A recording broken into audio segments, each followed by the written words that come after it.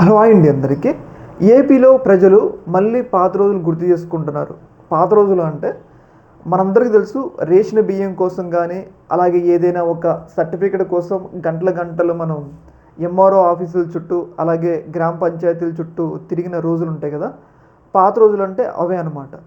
రీసెంట్గా మళ్ళీ ఏపీ ప్రజలకి ఆ పాత రోజులు అయితే గుర్తొస్తున్నాయి అనమాట. ఎందుకు అంటే ఏదైతే కూటమి ప్రభుత్వం వచ్చిన తర్వాత జగన్మోహన్ రెడ్డి తీసుకొచ్చిన వాలంటీర్ వ్యవస్థ కానీ, అలాగే మనం చూసుకుంటే ఇంటికే రేషన్ బియ్యం పంపిణీ వ్యవస్థ కానీ, ఇవన్నీ రద్దు చేశారు కాబట్టి ప్రజలే పెన్షన్ల కోసం, అలాగే ఏదైతే రేషన్ బియ్యం కోసం క్యూ కడుతున్నారు అనమాట. ఒకసారి ఆ విజువల్స్ అయితే చూడండి.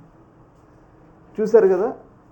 ఇది శ్రీకాకుళం జిల్లాలో ఇవాళ నుంచి రేషన్ ఇస్తుంది అని చెప్పేసి ప్రభుత్వం ప్రకటించింది కదా. అందుకోసం అని చెప్పేసి పెద్ద ఎత్తున ప్రజలు ఒకేసారి రేషన్ షాప్ దగ్గర అంటే క్యూ లైన్ చూశారు కదా. అంటే ఇక్కడ గంటల గంటలు క్యూ లైన్ అనమాట.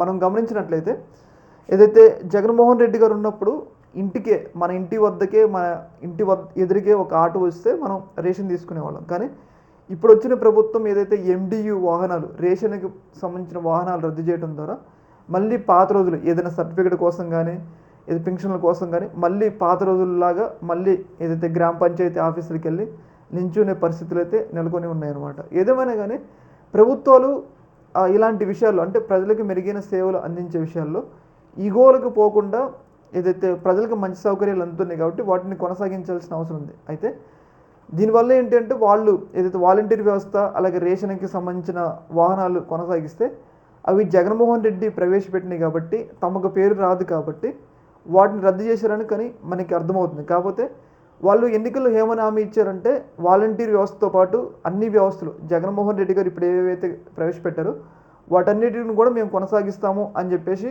వాగ్దానం ఇచ్చారు. కానీ ఇప్పుడు తీరా అధికారంలోకి వచ్చిన తర్వాత వాటన్నిటిని కూడా రద్దు చేస్తున్నారు అనమాట. ఇది ఒక రకంగా ప్రజలకు మంచి మంచి సేవలు అందిస్తున్నప్పుడు ఎందుకు రద్దు చేశారన్న ఒక చర్చ, అంటే మేధావుల నుంచి కూడా ఒక చర్చ నడుస్తుంది. ఇప్పుడు ప్రజలకి మంచి సేవలు అందిస్తున్నప్పుడు, ఇంటికే వచ్చి అన్ని సౌకర్యాలు ఇస్తున్నప్పుడు ఎందుకు మీరు రద్దు చేశారన్న ఒక చర్చ కూడా నడుస్తుంది. ఏమైనా ఒక వ్యక్తి మీద కోపంతో ఇలా ఇంటికే రేషన్ బియ్యాన్ని తీసుకురాకుండా మళ్ళీ పాత రోజుల్లో లాగా క్యూ లైన్లో నిలబెట్టడం ఏంటన్న ఒక చర్చ అయితే చాలా పెద్ద ఎత్తున నడుస్తూ ఉందన్నమాట.